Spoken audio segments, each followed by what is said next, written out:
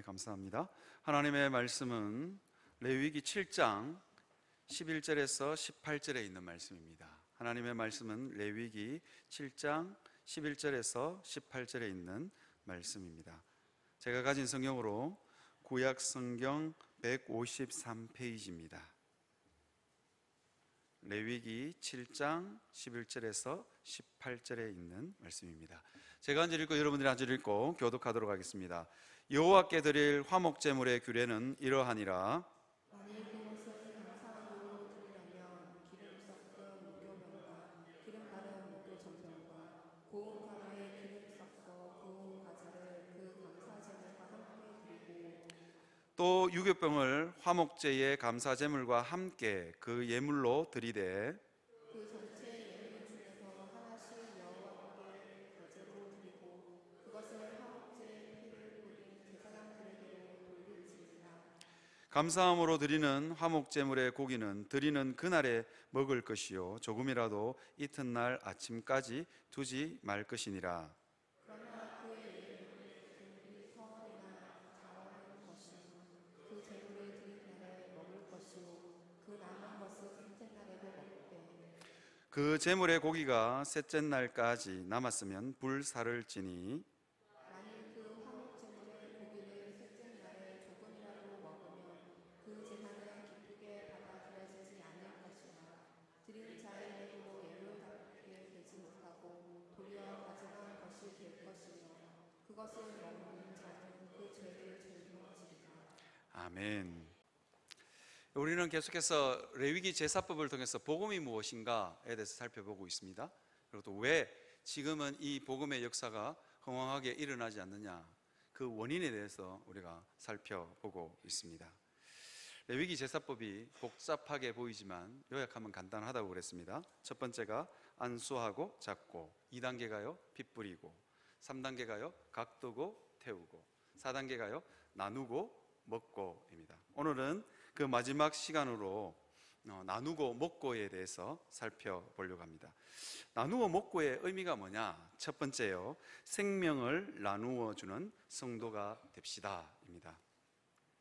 모든 제사에는요 이렇게 나눔이 있습니다.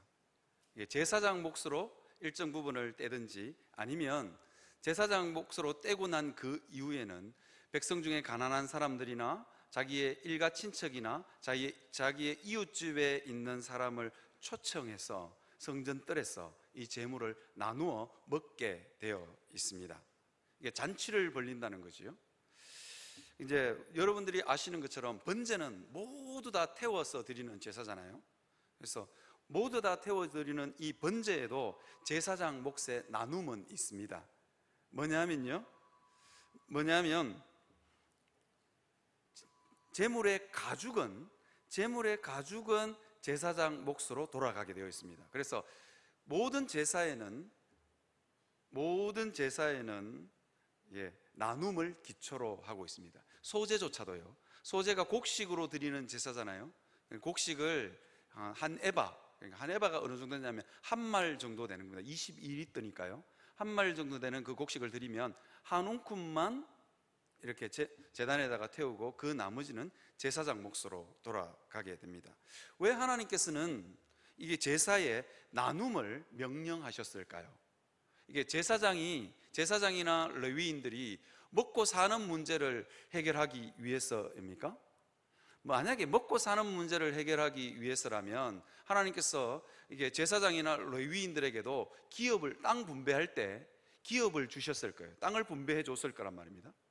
그래서 밭에서 나는 소출이나 목초지에서 나는 가축으로 생업을 잇게 하셨을 겁니다. 그런데 하나님께서 그렇게 하시지 않았습니다. 그것 말고도 제사장에게는 생활할 수 있는 충분한 생활비가 공급되었습니다. 어디에서 공급됐냐면 백성이 드리는 11조를 이게 성전 곳간에다가 이렇게 차곡차곡 쌓아놨다가 성전을 섬기는 제사장이나 레위인들에게 이것을 이렇게 분배를 했기 때문에 먹고 사는 문제는 별 문제가 없었습니다. 그럼에도 불구하고 하나님은 이스라엘 백성들에게 제사를 지낼 때 나누라라고 했습니다. 제사장 몫을 떼어주고 아니면 백성과 함께 잔치를 벌려서 함께 나누어 먹으라고 했기 때문입니다. 이유가 도대체 뭘까요?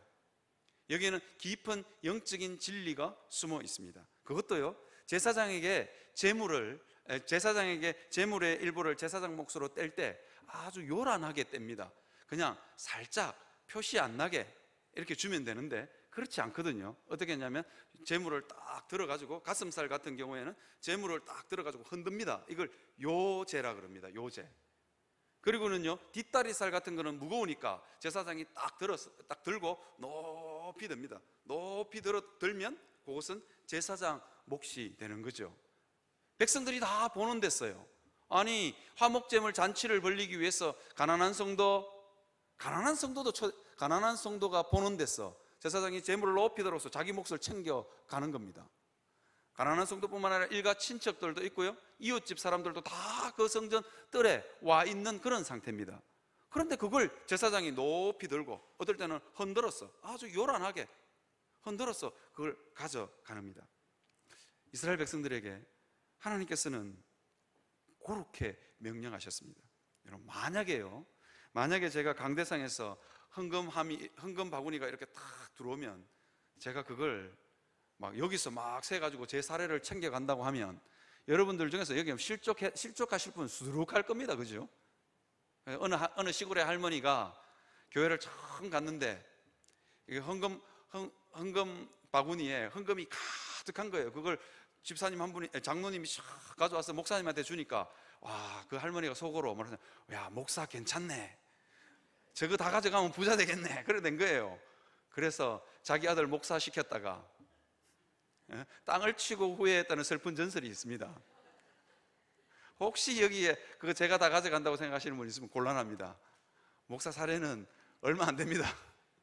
그 할머니가 오죽했으면 땅을 치고 후회했겠어요. 그럴 줄 몰랐네, 그래 되는 거예요. 그러니까 어쨌든 참 이게 이제 누군가에게 재물을 준다는 건 쉽지 않는 일이잖아요. 그리고 누군가에게 뭔가를 내 거를 나누어 주는 일도 쉽지 않는 일입니다. 그런데 하나님께서 그것을 명령하셨습니다. 거기에는 영적인 깊은 진리가 숨어 있습니다. 여러분, 한번 물어보겠습니다. 제사장이 자기 몫의 재물을 챙겨가면서 가슴살, 그죠? 그 다음에 떡, 유교병, 무교병 답니다. 떡을 챙겨가면서 인상이 찌그러졌을까요? 인상이 싱글벙글할까요? 싱글벙글하겠죠. 세상에 공짜 싫어하는 사람 없다니까요. 공짜는 양잿물도 마신다잖아요. 그러니까 제사장이 그거 들고 가면서 싱글벙글 하는 거예요. 제사 드리는 사람이 그걸 보면서 마음이 좀 어땠을까요? 신앙 좋은 사람은 감사했을 거고, 신앙 안 좋은 사람은 내 건데 그럴 거 아니에요. 그런데 웃는 사람 얼굴에 침 못 뱉는다고 제사장이 너무 좋아하고 기뻐하는 거예요. 그걸 보고 있으면 왠지 모르게 자기 마음이 뿌듯해. 기쁨이 어디선가 밀려오는 거죠. 그 다음에요, 거기서 화목제물을 드리고 난 이후에 잔치를 벌렸어요. 잔치를. 그런데 가난한 사람들, 그리고 나하고 별로 안 친한 사람들, 이런 사람들이 와서 그 고기와 떡을 먹는 거예요. 그걸 봤을 때 제사 드리는 사람 마음이 어땠을까요? 제사 드리는 사람 마음이 좀 내 건데 저거 아까운 마음이 안 들겠어요, 그죠? 아까운 마음이 당연히 듭니다. 내 거를 남에게 주는 건 굉장히 쉬운 일이 아닙니다, 그죠? 그러면 팔짱 딱 끼고 있어야 정상입니까? 빨리 가서 나도 빨리 먹어야 됩니다, 그죠? 내 건데 나도 가서 빨리 먹어야 된다. 그런데 빨리 가서 거기에서 먹으면서 그 먹는 사람들의 인상이 찌그러졌을까요? 인상이 폈을까요? 세상에 공짜 싫어하는 사람은 없습니다, 그죠? 근데 그 사람들이 먹으면서 아이고 고맙다 그랬을까요? 인상 쓰면서 먹었을까요? 고맙다 그러겠죠. 그래서 함께 기뻐하고 즐거워하다 보니까 아까운 마음은 어느 순간 쑥 물러가고 기쁘고 즐거운 겁니다. 나누어 먹는 게 이렇게 기쁨이 있고 즐거움이 있습니다. 하나님께서 왜 나누어 먹는 것을 명령했느냐? 하나님은 이스라엘 백성 가운데요, 이스라엘 백성들이 나누는 것을 통해서 생명을 나누는 메시아적 삶을 훈련하기를 원하셨습니다. 여러분, 예수님이 우리에게 십자가에서 피 흘리고 찢겨서 죽으심으로 우리에게 뭘 나눠주셨죠? 생명을 나누어 주는 일을 하셨잖아요.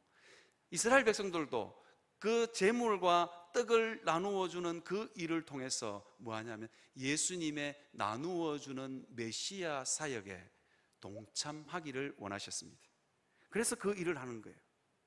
여러분, 예수님은 우리에게 생명을 나누어 주셨죠, 그죠? 생명을 나누어 주셨을 뿐만 아니라 예수님이 이 땅에 오신 이유가 뭐냐? 생명을 나누어 주셨을 뿐만 아니라 생명을 더 풍성히 얻게 하셨습니다.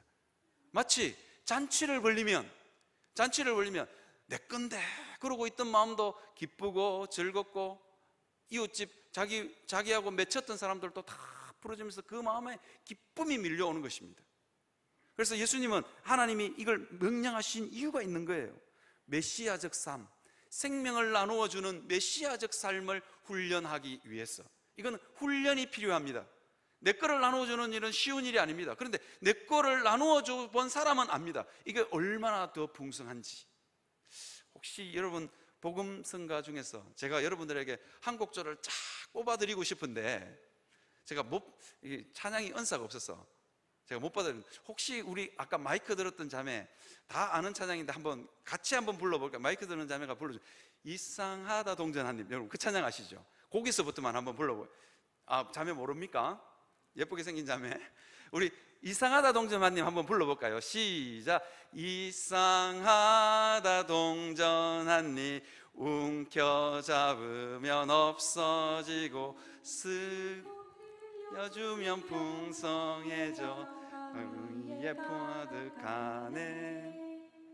여러분, 이상하다 동전 한입 움켜쥐고, 우리 지휘자님 잘 부르시는데 한 번만 다 같이 한번 불러봅시다. 한 번만 다 같이요. 다 같이 시작. 자, 이상하다부터요. 이상하다부터 시작.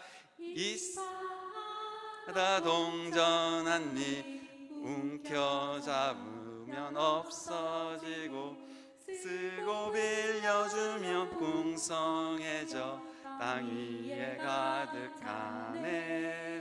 이 노래를 잘 못 부르시는데 주일학교를 뒷문으로 나오신 것 같아요. 여러분, 쓰고 빌려주면 풍성해집니다. 이상하게 쓰고 빌려줬는데도 더 풍성한 역사. 여러분, 예수님의 메시아 사역이 그런 거 아니겠습니까? 예수님이 우리에게 생명을 나누어 줬는데 그걸 나누어 주다 보니까 더 풍성해지는 거예요. 이스라엘 백성들에게요, 그 생명의 역사를 경험하라고 나누어 주는 일을 하게 하신 것입니다. 여러분, 서울에 가면 한강다리가 많거든요. 21개가 있답니다. 저도 안 세어봤는데 한강다리의 풍경이 굉장히 좋습니다. 그런데 이 한강다리는 아픔과 사연이 많은 다리예요. 왜? 대부분 다 자살하는 데 이용을 많이 했어. 그런데 어느 목사님이, 저도 이거 어느 목사님 설교에서 들은 이야기예요. 어느 목사님이 원효대교라고 대교가 있습니다. 여기 부산에는 광안대교가 있는데, 원효대교를 막 이제 장례식 치르러 새벽 4시에 막 가고 있는데 어떤 진짜로 이상한 사람이 까만 양복을 입고 까만 넥타이를 입고 와이셔츠는 흰 거 입었어요. 그러면서 원효대교를 막 뛰어가고 있는 거예요.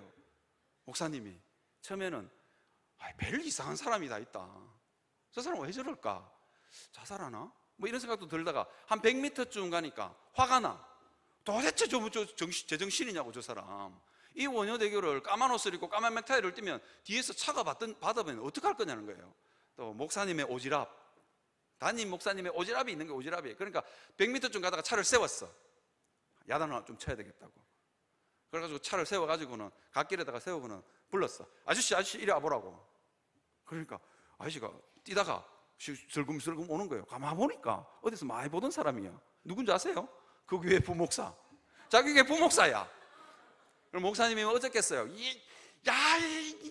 이러면서 막 삿대질을 하면서 니 죽으려고 환장을 했냐면서 막 그러고 있어요. 그런데 목사님이, 그 부목사님이 쭈삣쭈삣 하면서, 목사님, 사정이 있어서 그래요. 무슨 사정이 있냐고, 무슨 사정이 있냐고. 이 새벽에, 꼭두 새벽에 장례식 치르러 가면서 까만 양복 입고 까만 넥타이 메고 지금 죽으려고 지금 환장을 했냐고 막 야단을 치니까 부목사님이, 목사님, 우리 딸이 강경한데 지금 병원에서 죽어가고 있는데 검사를 했더니 간경한데 이식을 해주면서 하는데 검사를 해봤더니 친척 중에 가족 중에 아무도 이 아이랑 맞는 게 유전자가 혈액형이나 유전자가 맞는 간이 없대요. 그런데 자기만 딱 맞아. 얼마나 기뻤는지. 그래서 간을 떼주려고, 쌤 너무 잘 됐다고, 나 너무 감사하다고. 자기 수술하면 얼마나 아픈데, 아픈 거는 저리 가라야 막. 자기 딸이 산다니까요. 근데 의사 선생님이 청청병력 같은 말을 합니다. 그런데 보호자는 간을 떼줄 수 없습니다. 왜요? 지방간이 많아가지고. 좀 목사님이 좀 풍채가 좀 있었는가 봐요. 풍채가 아주 좋았어. 제가 지난 금요일 저녁에 뚱뚱하다 그러는데, 뚱뚱하다는 말 취소요. 풍채 좋음. 죄송합니다. 풍채가 너무 좋았어. 지방간이 있어서 이식을 못 해준다는 거예요. 목사님, 선생님, 방법이 없겠습니까? 간단합니다, 목사님. 지금부터 운동해서 쌀을 빼면 됩니다. 그죠? 체중이 줄면 지방간은 자연스럽게 사라진대요. 그래서 그 목사님이 죽으라고 운동을 하는 거예요. 죽으라고. 어디가 신방을 가잖아요. 그럼 2시간 전부터 나와서 뛰어가는 거예요. 뛰어가는 거. 그런데 그 뛰어가면서도 기뻐. 막 얼굴이 그 뛰어가면서 고통스러운 게 없어요. 입이 완전 벌어졌어요. 이유가 뭘까요? 자기 딸이 살 수 있으니까요. 그 목사님이 그렇게 피나게 살을 빼면서 어느 순간 하나님 앞에서 거꾸러졌다는 거 아닙니까? 왜 거꾸러진 줄 아세요? 예수님이 나를 위해서 십자가를 지실 때도 이렇게 좋았습니까? 예수님의 마음을 안 거예요. 예수님이 십자가에서 피 흘리고 찢길 때도 예수님이 이렇게 좋았습니까? 나를 위해서 생명을 나누어주기 위해서 십자가를 질 때도 예수님이 이렇게 좋았습니까? 나도 내 딸 살리는데 이렇게 좋은데 예수님 얼마나 좋았겠냐고요. 그 마음을 생각하면 그 목사님이 거꾸러지는 거예요. 거꾸러져. 복음에 대해서 제대로 깨달은 거죠. 복음에 대해서 제대로 깨달은 겁니다. 사랑하는 성도 여러분, 하나님이 구약 제사에 나누어 주라고 한 이유가 여기에 있습니다. 나누어 주라고 한 이유가 여기에 있습니다. 나누다 보면 예수님의 그 메시아적 사역의 복을 우리가 받아 누리게 됩니다. 복음이 더 깊이 깨달아집니다. 정말로 뼛속 깊숙이 내 일상의 삶 깊숙한 곳까지 복음의 그 영향력이 내게 밀려 들어온다니까요. 그래서 나누라고 한 것입니다. 여러분, 사랑하는 성도 여러분, 왜 예수님이 이 땅에 왔습니까? 우리에게 생명을 얻게 하고 더 풍성히 얻게 하기 위해서 이 땅에 오신 것 아닙니까? 우리 이미 생명은 얻었어요. 여러분들 다 예수님을 믿으면 여러분 천국은 보장되었습니다. 주님이 그 천국 보장된 걸로 우리의 삶을 보면서 만족하지 않는다니까요. 여러분의 자녀들이 이 땅을 살아가는데 목숨 하나 딱 걸고 찌질지도 불쌍하고 가난하게 힘들게 그렇게 사는 거 여러분 보고 싶습니까? 그런 부모 한 번도 없을 거예요. 다 풍성한 삶, 그래도 이 땅에 태어났는데 나누어주는 삶 살았으면 좋겠고, 그래도 좀 떵떵거리고 살았으면 좋겠다. 그게 부모 마음이잖아요. 하나님도 마찬가지입니다.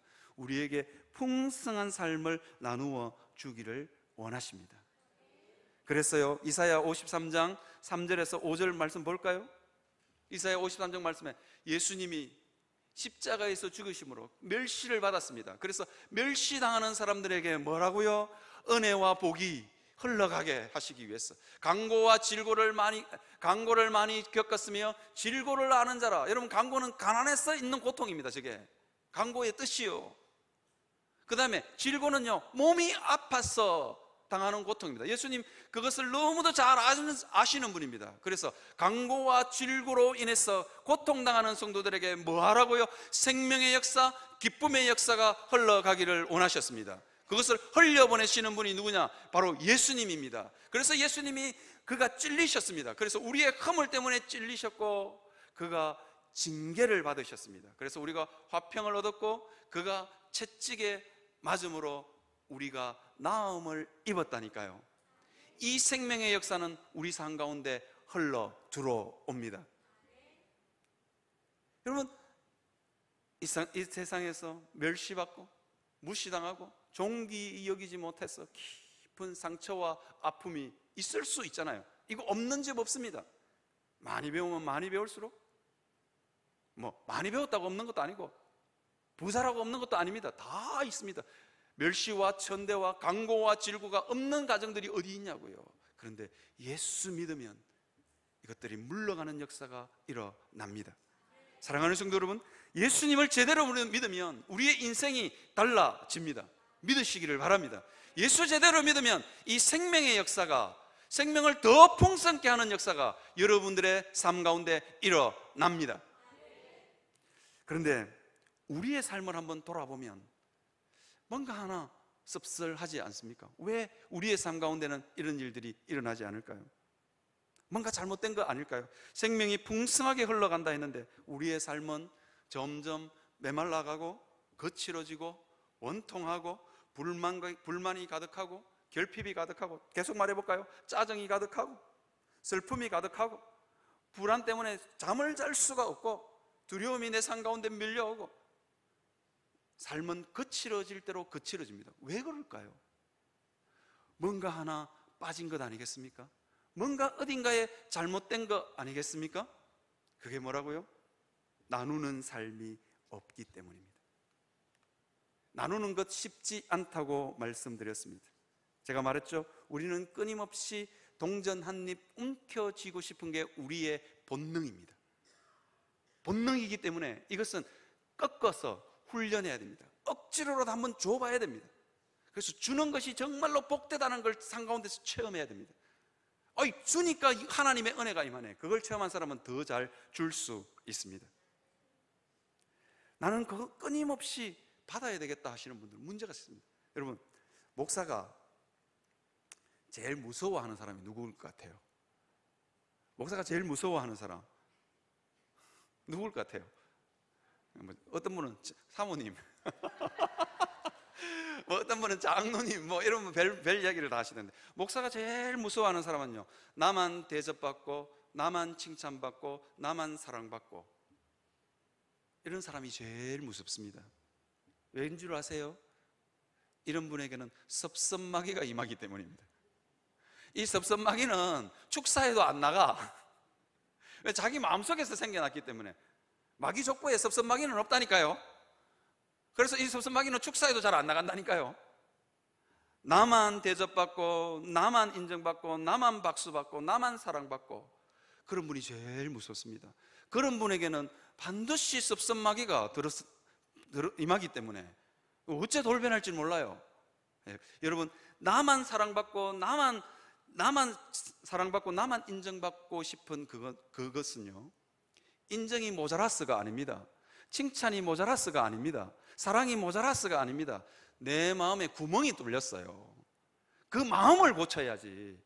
아무리 칭찬과 인정과 사랑을 내 마음에 채워도 마음에 구멍이 뻥 뚫려 있는데 다 나갑니다. 자꾸만 그걸로 채우기로 해서는 고쳐지지 않습니다. 예수 그리스도의 피 묻은 복음으로 구멍 뚫린 내 마음을 치유하고 고쳐야 그 병은 낫습니다. 그래야만 섭섭마귀 떠나간다니까요. 여러분, 저는 여러분들에게 나누라고 했는데 물질적인 것뿐만 아닙니다. 여러분들이 가지고 있는 풍성한 것들 나누었으면 좋겠습니다. 미소, 따뜻한 말 한마디, 그것을 통해서 생명의 역사가 여러분 흘러간다니까요. 여러분, 어떤 청년이 한강 다리에 자살하러 갔어요. 취업 원서를 냈는데 수백 곳을 다 떨어졌어요. 정말로 수백 곳, 200군데인가 떨어졌대요.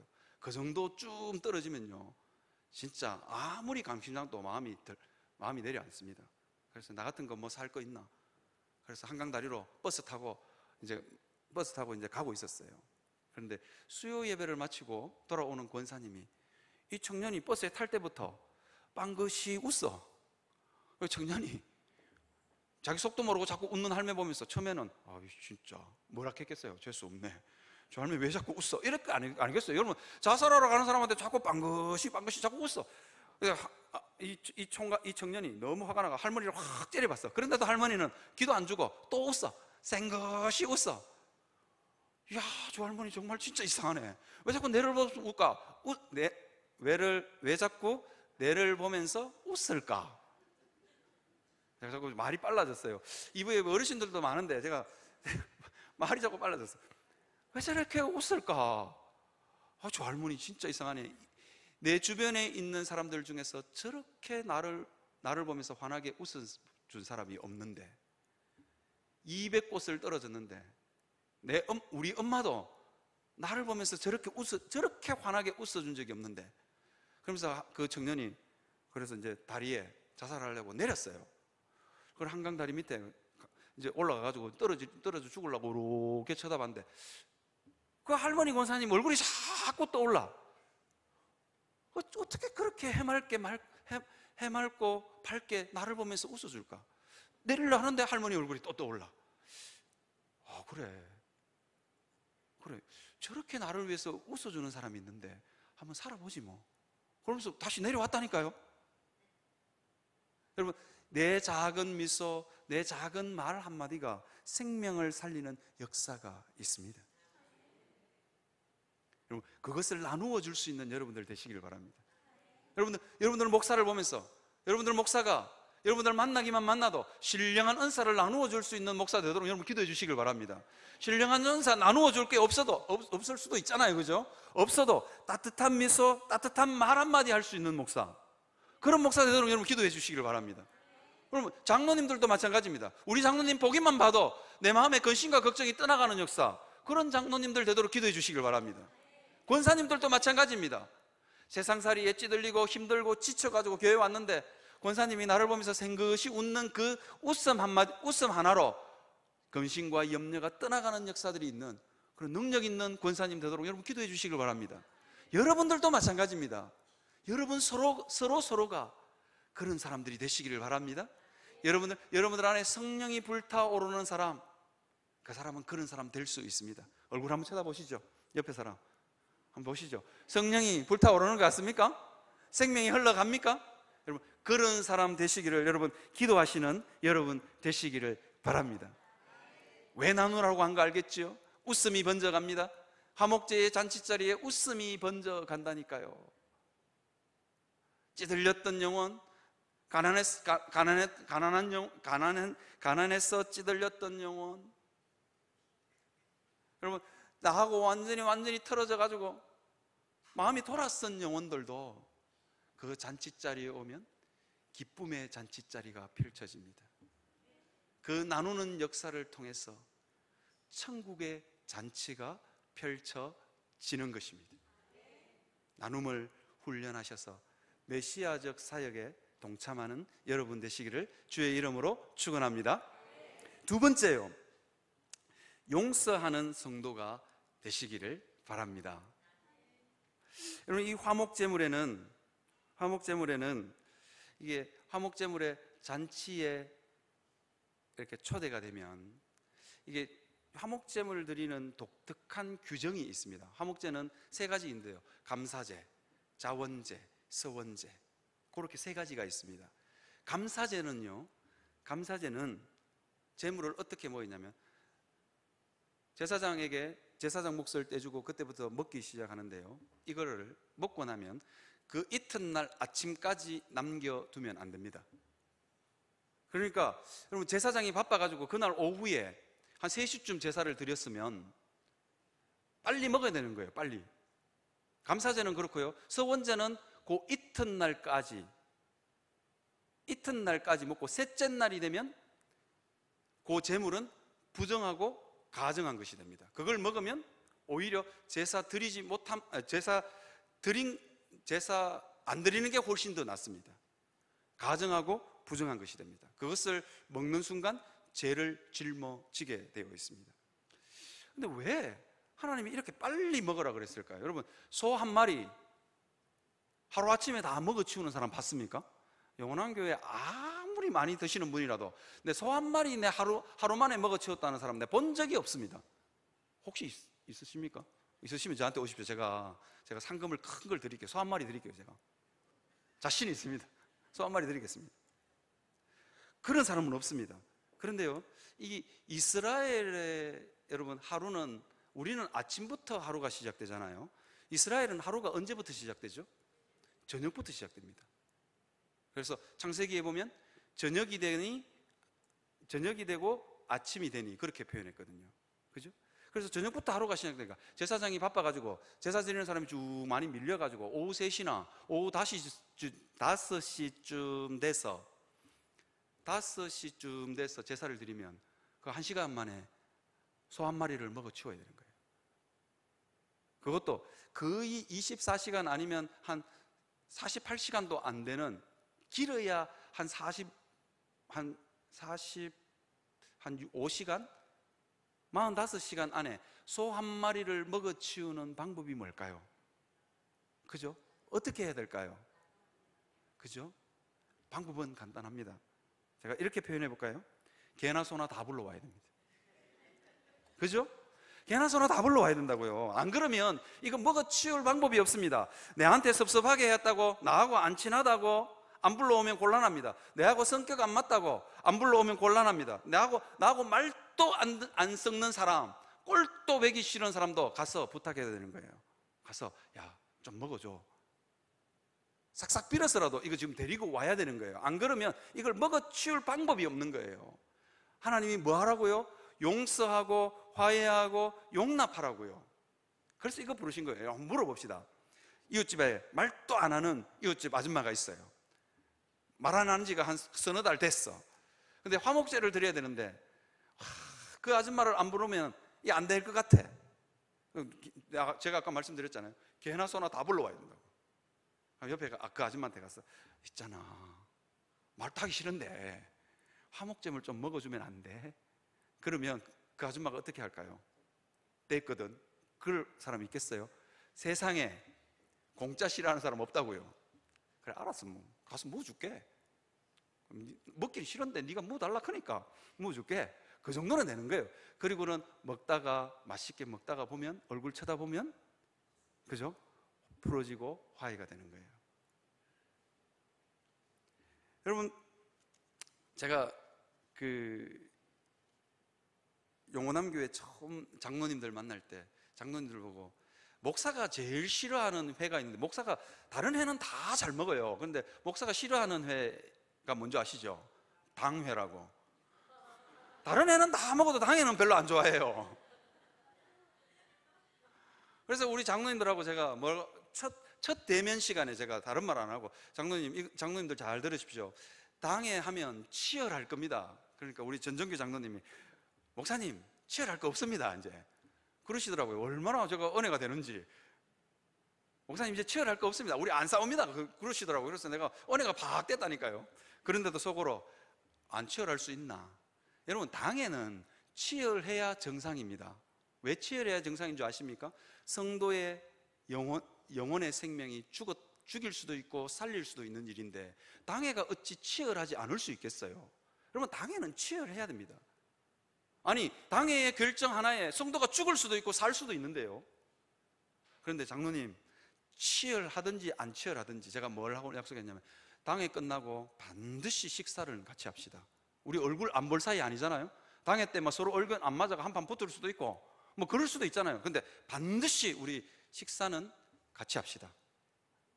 얼굴 맞대고 식사하면요, 얼굴 맞대고 밥을 먹어야 되면요, 대놓고 못 한다니까요. 그죠?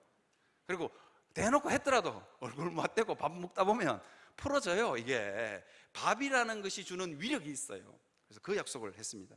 사랑하는 성도 여러분, 우리가 하나님 안에서 왜 복음의 능력이 우리 삶 가운데 나타나지 않느냐? 맺힌 게 있기 때문입니다. 절대로 그 원통함을 풀지 않는 맺힌 게 있기 때문입니다. 아무렇지도 않게요, 성도들을 보면서 그게 있는 거예요. 그러니까 복음의 역사가 흘러가지 않습니다. 그래서 마태복음 5장 23절 24절에 보십시오. 예배드리러 다 가려고 하는데 형제에게 원망 들을 만한 일이 생각나는 거예요. 그러면 예배를 드려야 될까요? 안 드려야 될까요? 안 드려야 됩니다. 그리고는 먼저 가서 그 형제와 화목하고 그 후에 와서 예물을 드리라, 그렇게 해요. 화해하지 않고 용서하지 않고 용납하지 않고 드리는 그 예물은 부정하고 가증한 것이 됩니다. 그래서 여러분, 맺힌 건 풀어야 됩니다. 이게 여러분, 교회가 싸우는 건 너무도 당연합니다. 아니 뭐 싸우는 것 때문에 실족하고 상처받으신 분들 없기를 바랍니다. 이 부부도 싸우는데 싸우는 게 정상이지요. 여기에 다 달아온 환경들이 다 다르고 뭐 전부 다 다른 사람들이 모였잖아요. 그런데 당연히 싸우지요.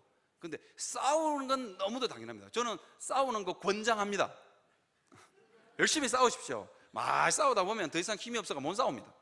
많이 싸우십시오. 괜찮습니다. 그런데 문제는 뭐냐고요? 그 싸우고 난 이후에 그 분을 품고 그날을 넘기시면 안 됩니다.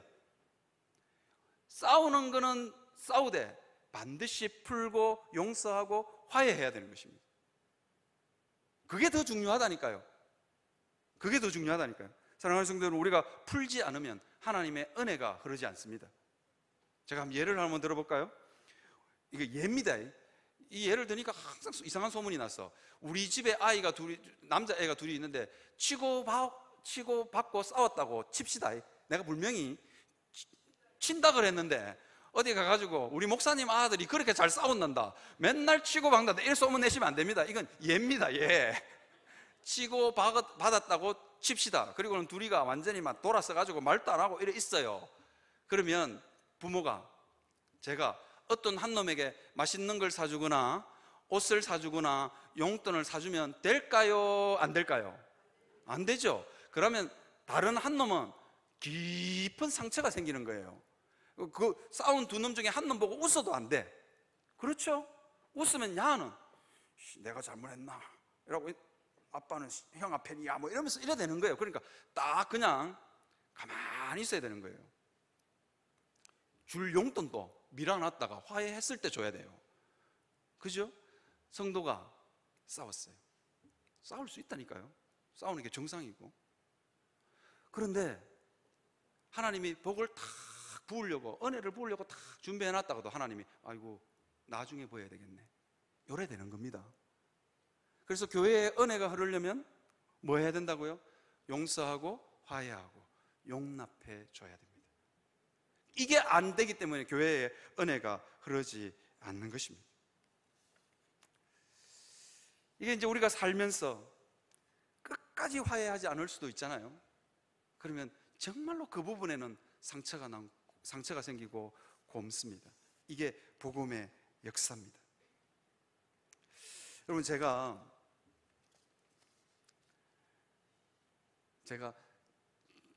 대학교 1학년 때 거제도에 여행을 간 적이 있거든요. 대학교 1학년 때가 아니고 2학년 때쯤 된 것 같아요. 참 거제도가 굉장히 아름다운 섬인데 제 머릿속에 잊혀지지 않는 곳이 있습니다. 그게 어디냐면, 여러분 몽돌 해수욕장 가보셨어요? 몽돌 해수욕장. 몽돌 해수욕장에 가니까 돌이 전부 다 동글동글하고 맨질맨질해요. 그래가지고 파도가 확 몰아칠 때마다 정말로 아름다운 소리를 내요. 자가자가자가 하면서 그 파도가 몰아칠 때마다 정말 아름다운 소리를 내요. 제가 그 몽돌 해수욕장에 이렇게 파도가 몰아칠 때마다 그걸 우리 후배가 거제도에 사는데요. 너무 소리가 좋다. 그리고 앉아가지고 한참을 그걸 듣고 있으니까 우리 후배가 형, 더 좋은 데 있는데 한번 가볼래? 그러는 거예요. 그런데 더 좋은 데 있는데 가볼래? 그러니까 따라갔더니만 거기도 몽돌인데 이거는 굉장히 큰 몽돌요. 이만한 사람 머리보다 더 크고 막 바위만한 몽돌이 있는데 그 몽돌에도 파도가 팡 하고 몰아치니까요, 베이스음에 중저음에 우궁 하는 소리가 나더라고요. 그 소리도 굉장히 아름답습니다. 굉장히 아름다웠던 추억이 제 마음속에 있습니다. 그런데 여러분, 제가 한번 물어볼까요? 그 몽돌은 처음부터 동글동글하고 맨질맨질했을까요? 아니거든요. 그 해변가에 있었던 그 돌도 처음에는 뭐가 나고 서로 찌르고 그랬을 거예요. 날카롭게 이루 말할 수 없었을 거예요. 그죠?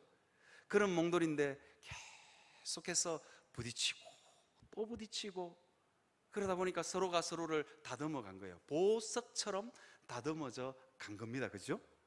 보석처럼요. 제가 듣기로 영원한 교회가 참 잘 싸운다는 이야기를 들었어요. 할렐루야. 할렐루야.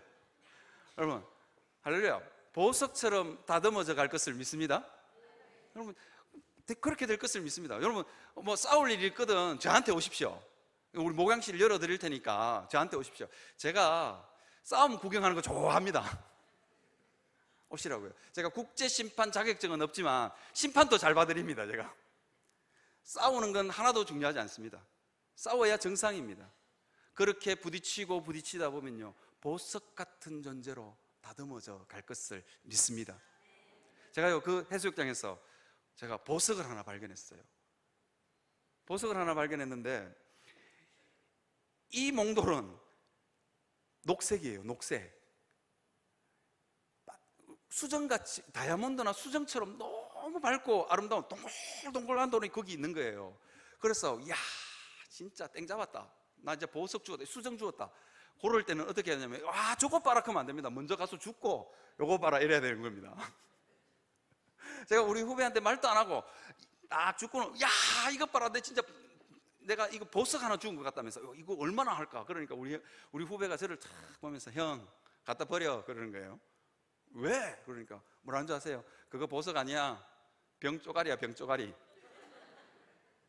병쪼가리예요. 누가 콜라 먹고 사이다 먹고 그거 갖다 버렸는데 그 병쪼가리가 거기서 닳고 또 부딪히고 부딪혀가지고 그게 보석처럼 다듬어져 있는 거예요. 그래서 난 그게 주워왔다니까요. 그래도 너무 영롱하고 아름다웠어. 주워와서 제 책상 위에 제 책꽂이에 올려놨다니까요. 그게 어디 갔는지는 모르지만, 여러분, 그 날카롭기 짝이 없는 병조각이 어떻게 보석처럼 다듬어져 갔을까요? 서로 부딪힐 때마다 화해하고, 서로 용납하고 포용하고, 그러면서 보석처럼 다듬어져 가는 것입니다. 다듬어져 가는 것입니다. 절대로 교회의 의견이 다르고, 그렇다고 여러분, 그래서 뭐 누구랑 싸웠단다 뭐 그런 이야기 들으실 때마다 할렐루야, 보석처럼 다듬어져 가는 소리라고 여러분 찬양하시는 여러분들 되시기를 바랍니다. 여러분, 그 몽돌밭에 파도가 세게 휘몰아치면 칠수록 더 아름다운 소리가 나요. 이유가 뭘까요? 그게 다듬어졌기 때문입니다. 그렇게 보석처럼 다듬어진 성도가 많은 교회, 사단이 이 교회를 흔들려고 환란의 파도를 휘몰아치면 칠수록 어떤 소리가 난다고요? 찬양 소리가 울려 퍼지는 것입니다. 찬양 소리가 울려 퍼진다니까요. 사단이 막 이 교회를 흔들면 흔들수록 더 아름다운 찬양 소리가 울려 퍼지는 그런 영원한 교회 되시기를 주의 이름으로 축원합니다. 그렇게 될 줄 믿습니다. 여러분, 그렇게 기도하시는 여러분들이 되시기를 바랍니다. 나누고 용서하고 용납해서, 그래서 영원한 교회가 복음의 은혜가 흐르는 교회 되기를 주님의 이름으로 축원합니다. 우리를 그렇게 다듬어 가시는 예수 그리스도를 믿고 신앙생활 하시는 여러분들이 되시기를 주의 이름으로 축원합니다.